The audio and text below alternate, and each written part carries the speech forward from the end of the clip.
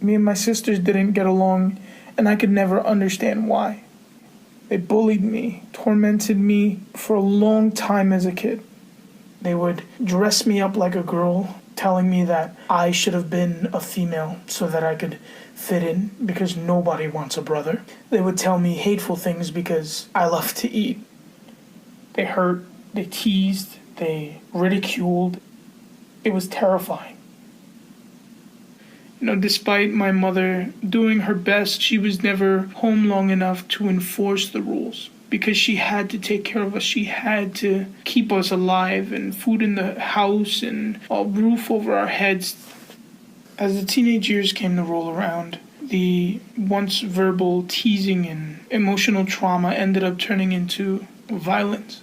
Eventually, the violence got so bad that I felt I couldn't be safe in the house anymore. My mom felt the same way, and she sent me to live with my uncle because there was nowhere else I could go. For a little while, things were okay, and then out of the blue, my uncle got evicted, which took me out of a place to live. I found myself at Central Park, and ironically enough, this is when Pokemon Go was a big thing, so it was really easy to blend into crowds because everyone was running around Central Park looking for Pokemon, and it didn't look weird for this chubby kid to be sitting down, on a cracked phone, just sitting to himself. I was hungry. I didn't have any money for food, and I found myself at McDonald's, and this group of teenage kids was asking if anyone wanted the food that they weren't going to eat because they didn't want to throw it away, and they ended up leaving it by the door. I waited a couple of minutes before I took it. And on the fourth night, I was assaulted by a group of people. They proceeded to beat on me until they figured it just wasn't fun anymore. But after it was over, I took my broken phone out of my pocket and I called my mom.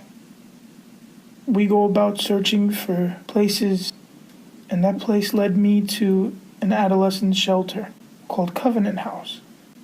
I find myself with friends, not camouflaging myself in my pain, but embracing it and finding connections. They're giving me this sense of hope, this faith that things can be better. I find myself connecting to my mother and knowing that she knows that I'm okay. I found my redemption in Covenant House, and I'm hoping that while I was here, that people have found redemption in me too.